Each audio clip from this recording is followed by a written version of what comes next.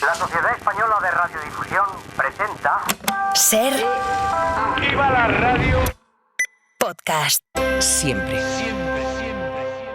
Una primavera más, vuelven las alergias, las tardes algo más largas, el calor, la astenia primaveral y, como no, también nuestra cita puntual con Hacienda. Vale, me ha llegado la clave y he podido entrar. Vamos a ver ahora qué hacemos. Identificación.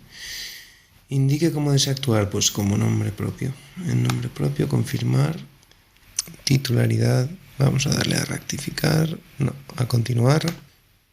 Identificativos del titular. España, correcto. Provincia, municipio. Vale, pues aquí tengo todos los datos. Nombre, el resumen. Formulario de solicitud para finalizar el proceso, marque conforme y pulse en firmar y enviar. Y así la agencia tributaria prevé que a lo largo de esta campaña de la renta se presenten más de 23 millones de declaraciones, pero como siempre nos surgen las dudas habituales. ¿Quién está obligado a hacer la declaración? ¿Hasta cuándo se puede presentar? ¿Y qué pasa si no se hace a tiempo? Por eso hemos querido llamar a nuestro compañero de la sección de Economía, Jordi Fábrega. Jordi, ¿qué tal? Muy buenas. Hola, Fernando, buenas. Porque queremos saber un poco más sobre la declaración de la renta, o al menos recordar los básicos. Si te parece, vamos por partes. Empecemos por el calendario para saber cuáles son las fechas en esta campaña de la renta. Pues el plazo para presentar la declaración ya está abierto desde el miércoles de esta semana y seguirá abierto hasta el 1 de julio. Ese será el último día para rendir cuentas ante Hacienda. Eso es el plazo para aquellos que presentan la declaración a través de la app o a través de la página web de la agencia tributaria, pero hay otras fechas que hay que tener claras. Por ejemplo, el 29 de abril. Ese día es cuando la agencia tributaria empezará a dar citas para rellenar la declaración de los contribuyentes por teléfono. El 29 de abril empiezan a dar citas y a partir del 7 de mayo es cuando empezarán a ofrecer este servicio. También otro 29, en este caso el 29 de mayo es cuando se empezarán a dar citas para ir presencialmente a las oficinas de Hacienda y que nos ayuden a hacer la declaración. Además, como novedad este año, la directora de la agencia tributaria, Soledad Fernández, ha explicado que se activa un servicio nuevo para ayudar a hacer la declaración a los mayores de 65 años que vivan en municipios pequeños. Que el ciudadano mayor de 65 años podrá acudir a la oficina del ayuntamiento o al local que establezca el ayuntamiento respectivo y por videoasistencia un funcionario, un empleado público de la agencia tributaria le prestará la ayuda como si se tratase de una ayuda presencial, una confección presencial dentro de nuestras oficinas. Visto el calendario, Jordi, si te parece vamos con las novedades de la campaña de este año, que son además bastantes. La primera tengo entendido que afecta a quien está obligado a presentar la declaración. Hay dos novedades sobre eso. La primera de estas novedades es que se eleva hasta los 15.000 euros el nivel de ingresos que exime de presentar declaración aunque tengamos dos pagadores. Hasta ahora, si teníamos dos pagadores e ingresábamos más de 14.000 euros, teníamos que presentar la declaración. Este año ese nivel ha subido hasta los 15.000. Y la segunda novedad afecta a los autónomos. Este año ya tendrán que presentar la declaración de la renta todos los autónomos. Hasta ahora solo tenían que hacerlo aquellos que ingresaban más de 1.000 euros al año. Y hay una rebaja general para las rentas bajas y una subida para las rentas más altas. Sí, hay una rebaja que beneficia a los que ingresan menos de 20.000 euros. Para ellos la reducción por rendimientos del trabajo se ha incrementado y por lo tanto pagarán menos, y en cambio pagarán más las rentas del capital, digamos las plusvalías, las rentas del ahorro, que superen los 200.000 euros tendrán que pagar más. Y además Hacienda ha anunciado que este año vigilará especialmente que se declaren bien los beneficios obtenidos a través del juego online. Se trata de una información que obtenemos de la Dirección General de Ordenación del Juego y pues dirigiremos 164.000 cartas aviso, simplemente avisando a estas personas que conocemos que tienen estas percepciones y que por lo tanto están obligados a declarar. También hay novedad en cuanto a los autónomos porque se amplía la cuantía que se podrán deducir en el IRPF, así que en algunos casos pagarán menos. Y también se amplía la deducción por maternidad. Sí, la cuantía es la misma, es una deducción de 1.200 euros al año por cada hijo que tengan menos de 3 años, pero esta deducción era hasta ahora solo para las madres que trabajaban. Ahora es para todas las madres que trabajen o que estén en paro o que incluso hayan cotizado 30 días o más durante el año de la declaración, en este año 2023. Y en esta campaña se empieza a aplicar la deducción por la compra de vehículos eléctricos. Sí, quien en 2023, ojo aquí, quien en 2023, en la segunda mitad de 2023, comprara un coche eléctrico o instalara un punto de recarga en su casa, podrá deducirse un 15% de ese gasto. Se aplica solo en la segunda mitad del año porque es cuando se anunció esta medida. Esta deducción es de un máximo de 3.000 euros, eso es el máximo que nos podemos deducir en el caso de que hayamos comprado un coche eléctrico, o un máximo de 600 euros en el caso de que hayamos instalado un punto de recarga. Y luego, Jordi, están las novedades curiosas de todos los años. A ver por dónde me puedo ahorrar yo unos euros, ¿no? Y vemos que en algunos casos puede deducir ir al gimnasio. Sí, hay 2 comunidades autónomas que han introducido este año una deducción por fomentar el ejercicio físico y la práctica deportiva. Así que nos podemos desgravar la cuota del gimnasio, por ejemplo, o también parte del gasto de contratar un entrenador personal o incluso de estar federados en algún deporte. Solo hay que pagar, no hace falta ni ir al gimnasio. Que pagues la cuota, te la puedes desgravar porque nadie va a comprobar si realmente vas diariamente o 2 veces a la semana al gimnasio para poder tener derecho a esta desgravación que se puede beneficiar los contribuyentes de La Rioja y de la Comunidad Valenciana en unas cuantías que son, en el caso de La Rioja, de un máximo de 300 euros y en el caso de la Comunidad Valenciana de 150. Pues Jordi, muchísimas gracias por aclararnos todas estas dudas sobre la declaración de la renta y sobre todo, a ver si te sale a devolver. Esperemos que sí. Veremos. Que es lo que Gracias. buscamos todos. Venga, un abrazo. Hasta luego. Carlos Cruzado es el presidente de Gesta, el Sindicato de Técnicos de Hacienda, y acaba de publicar un libro junto a José María Mollinedo que lleva un título bastante inquietante: Los ricos no pagan IRPF. Carlos, ¿qué tal? Bienvenido a Código de Barras. Hola, buenas, muchas gracias. ¿Pero no habíamos quedado en que Hacienda somos todos? Pues somos casi todos, porque esta frase que da título a nuestro libro la pronunció José María Aznar hace ya unos años, en el año 98, y luego la ha repetido Pedro Sánchez en 2018, con lo cual, bueno, parece que hacen el diagnóstico. El problema es que la situación sigue igual y no se ha modificado.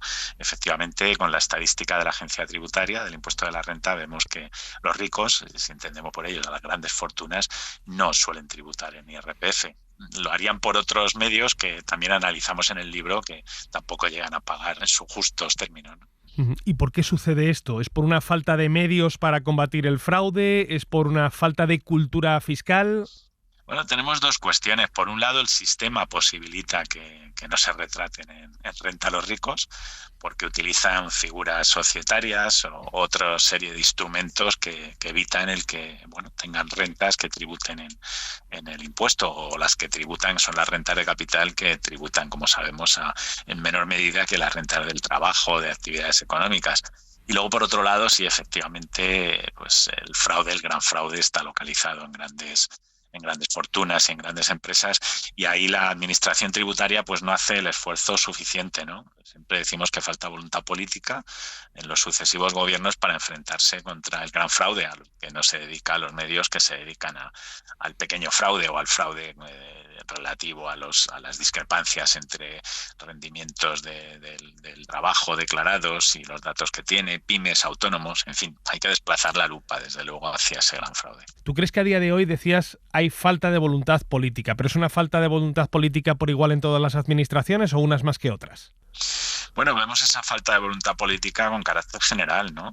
De hecho, este gobierno en el año 21 pues ha aprobado una ley de prevención del fraude que en principio tiene tiene declaración de intenciones en esa línea, de hablar de la necesidad de implementar más medidas de control respecto de las grandes contribuyentes, de manera que se analicen sus relaciones sociales, familiares. El problema es que estas medidas se adoptan sin los suficientes medios, sin dotar de los medios, de los efectivos suficientes a esta unidad que se crea de coordinación en la lucha contra el fraude de grandes fortunas, suficiente para atenderlo. Y esto es lo que echamos en falta. Esa ley, si no se dota de las medidas, de los efectivos suficientes, pues las medidas van a ser difíciles de implementar, claro. Carlos, ¿se puede mantener el discurso de la igualdad y la unidad de un país cuando se está favoreciendo el dumping fiscal entre regiones, entre comunidades autónomas? Esto es complicado y es algo que la mayoría de los expertos coinciden, la necesidad de dotar de cierta armonización para evitar ese dumping fiscal, ¿no? Esa competencia fiscal a la baja que al final perjudica a todos los ciudadanos. Ya la Comisión Lagares, nombrada en el año 2014 por el Gobierno Popular, hablaba de limitar esa competencia en el impuesto de sucesiones. Otros comités de expertos, como el que se nombró para el abordar el cambio de modelo de financiación autonómica, por cierto, expertos nombrados por todas las comunidades autónomas, por unanimidad también hablaban de esta cuestión. Y por último, el libro blanco, los expertos nombrados hace 3 años para elaborar esa reforma fiscal completa, pues insisten en lo mismo, ¿no? Es necesario no reducir la competencia de las comunidades autónomas, puesto que, bueno, es nuestro sistema, si no federal, pues muy descentralizado, pero sí evitar que esa competencia conlleve la desaparición en la práctica de algunos impuestos, que son impuestos además sobre la riqueza, como el impuesto de sucesiones y el impuesto de patrimonio. Carlos, te preguntaba antes si creías que existe o no conciencia fiscal en España, porque a pesar de que según el CIS 7 de cada 10 españoles creemos que el sistema no acaba de ser justo, que no paga más quien más tiene, sin embargo encontramos en muchas ocasiones un rechazo a pagar impuestos alimentado por grandes figuras públicas, famosos que desfilan ante el juez aplaudidos por sus seguidores a pesar de que son defraudadores fiscales, o youtubers que abogan por no pagar impuestos o que directamente se marchan a vivir a otros países para evitar ese pago de impuestos. ¿Tú crees que es algo compatible tener conciencia fiscal con seguir a este tipo de famosos? Sí, en relación con la conciencia fiscal, en nuestro país, evidentemente, no estamos a la altura de la mayoría de los países de nuestro entorno europeo, ¿no? Y es cierto que a raíz de la crisis financiera, pues se empezó a notar cierto aumento, ¿no?, de esa conciencia fiscal, sobre todo a la vista de la necesidad de mantener el estado de bienestar, que es una opinión muy transversal y que mantienen la mayoría de los ciudadanos, ¿no? Pero es cierto que luego hay malos ejemplos, no solo de estos youtubers que efectivamente se van a un paraíso fiscal, como podemos decir que es Andorra, por esos tipos que está pagando, aunque no esté reconocido como tal, pero es que también falla el ejemplo de las élites políticas, de las élites empresariales, que desde luego con los casos de corrupción que unos u otros intentan tapar o digamos que no abordan, ¿no?, la solución radical sobre este tema, pues esto también hace que los ciudadanos no estén muy alentados, ¿no?, al pago de sus impuestos cuando ven que hay corrupción, que hay despilfarro en muchos casos y que efectivamente cuando hay casos de personas famosas que están ante los tribunales por delitos fiscales, pues muchas veces se van la gente entiende que no llevan la responsabilidad que conllevaría, ¿no?, al haber pues defraudado estas cantidades importantes, como puede ser el caso de cantantes, deportistas, de políticos también, ¿no? Y esto es algo que debe cambiar para mejorar esa conciencia fiscal de los ciudadanos, claro. Carlos, estamos en plena campaña de la declaración de la renta. ¿Tú ya has presentado tu borrador? Todavía no. La verdad es que nosotros lo que recomendamos siempre es que los ciudadanos se tomen un tiempo para ver el borrador. El primer día ya vimos cómo se presentaron cientos de miles de borradores confirmados. Muchas veces la gente, al ver una devolución, pues confirma sin reparar en si hay algún error o no, o alguna omisión en el borrador, y esto hace perder dinero, ¿no?